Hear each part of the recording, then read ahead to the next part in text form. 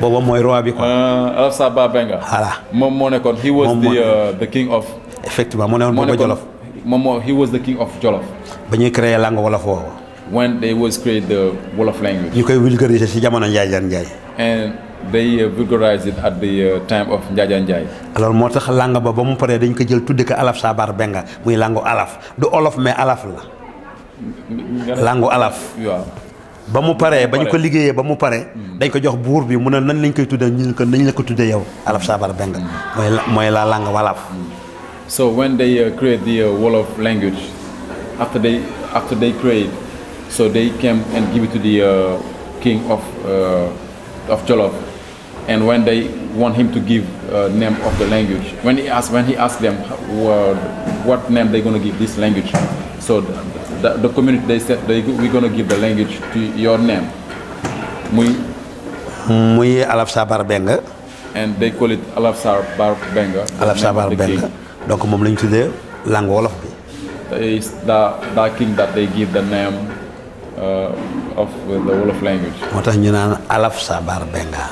So this is why they said Alafsa Barbenga. Alafsa Barbenga. Mais d'après l'écriture léegi ñu ne olof.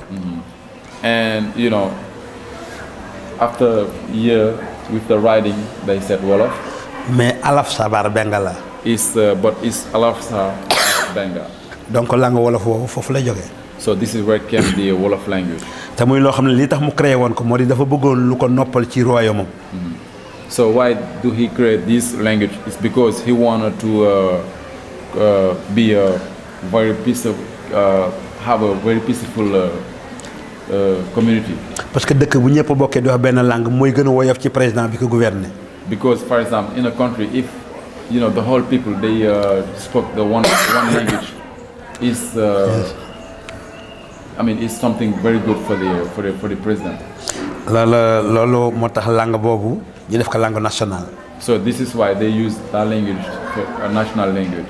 booy seet langue wolof langue la boo xam ne bii képp kuy jóge ci kër am nga langue boo am. am nga sa langue personnelle. So for example, if you see the Wolof language, everybody who's came from ethnic have his own language.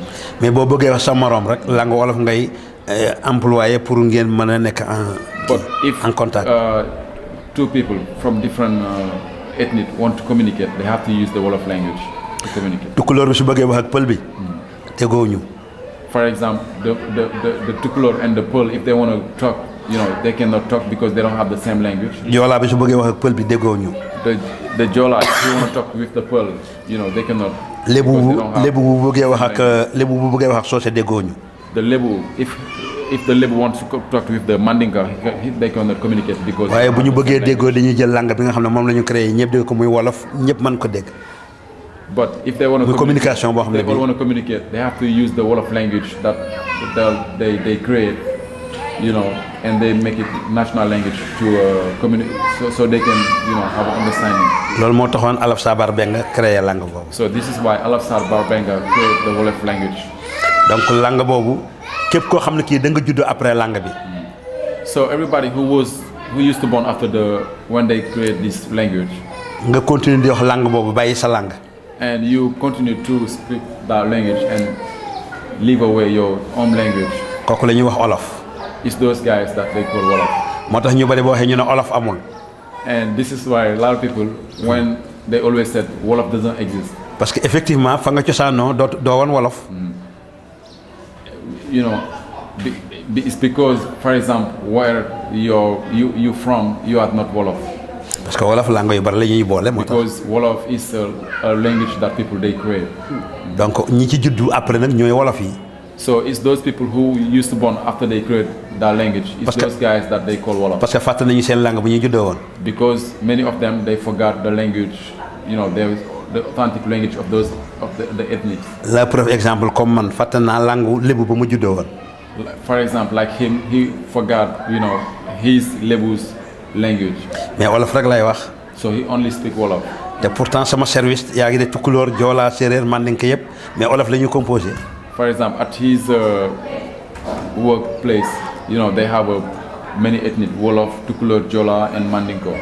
donc yooyu yëpp kon dañ koy jël delluwaat ci ki nga xam ne kii mooy yàlla ma joxoon doole Perse yi. And if, for example, they want to communicate, they have to speak Wolof. And all of these things that he's telling us, he said they gonna take it and give it back to God, who used to give those Perse powerful to control the world. donc la nga ciy dégg mooy communication dafa baax. moom la yàlla wane foofu. So what's God trying to show is, for example, communication is a very good thing. lépp lu tardé rek ñàkk communication moo ko tardé. Usually, for example, if people they don't have a understanding about something, it's because they didn't communicate each other. même ñaar ñi xuloo ñàkk communication moo leen tax a xuloo. Even like two people who's fighting, it's because they don't have a good communication. donc loolu la amoon li ma doon wax ci côté boobu quoi. So this is what he was trying to tell us. nga jël pause ba ci kanam. He said we can take a break. I want to ask a quick question. Okay. When did this happen? When was the Wolof language? mu ne kañ la làkk wolof judd. waaw làkk wolof date bi mu juddoo. parce que dañ naan vers rek. parce que vers les années presque l'an am na ñu ne l'an 900. ñenn ñi ne l'an 1200. mais à peu près daal juste quoi parce que boo seetee Alaf Sabar Benga donc presque l'an 1116. l'an 1116. 1116 avant après Jésus-Christ. L'an 1116. 1116 avant waaw après Jésus-Christ. 1116. 1116 après Jésus-Christ. 1116. Alors, xam nga nous sommes en 2010. 2010. Wow. mais l'an 1116. In years 1000. l'ère chrétienne quoi waaye. After the Christ. effectivement am na ñu ne ci langue boobu am na ñu ne langue olof dañ ko vulgariser. This is, he said, some people said this is when they vulgarize the Wolof language. mais ñu ne que langue olof ñu ngi ko créé l'an 800. But some people said that they create Wolof language in years 800. am na ñu ne mook langue français presque 1 an la ñu rawante. And some people they said between Wolof language and the French language, they just only have a 1 year's difference when they create them. que langue français l'an 800 lañ ko créé. Because the French language. côté 825 they create the French language in years 800 or 825. par les fils de Charlemagne. By the son of Charlemagne. waaw ay doomam ñoo ko créé waaw. It's the son of Charlemagne who created the French language. donc suñu maam yi nee nañu langue wolof ak langue français presque ñoo bokk benn année bu ñu leen créé. So the ancestors they said the Senegalese ancestors they said the French language and the Wolof language, you know, they almost create them at the same year. mais booba du olof bi am léegi parce que dañ ko vulgariser gën ko yaxal. But at that time it was not that Wolof that we speak right now. waaye bii Alaf Sabar Benga ak Njaajaan Njaay ñoo ko vulgariser ba nit ñi mën ko wax carrément. Because this one is Njaajaan Njaay and Alaf Sabar Benga who create this and vulgarize this language, so everybody can, you know, speak that language and communicate with. donc olof bi ñuy wax tey daal vraiment Alaf Sabar Benga ak Njaajaan Njaay ñoo ko vulgariser. This Wolof, the one we speak right now, is Alaf Sabar Benga and Njaajaan Njaay who vulgarize it. parce que Njaajaan Njaay ku yàlla mayoon ku intelligent la woon. And Njaajaan Njaay used to be a very smart king. parce que ku amoon xel. He used to be very open mind. yàlla defoon ko aussi muy buur ba Jolof. And he was the Burba Jolof, the king of Jolof. mais avant mu ne Jolof boobu mu ngi ilifoon fu ñu wax Waalo. Before he became the king of Jolof, he used to be the king of Waalo. boobu nag Waalo am na buur par la famille Jaw. At that time, Waalo used to have a king by the Jaw family. di wax Laman Atumaan Jaw.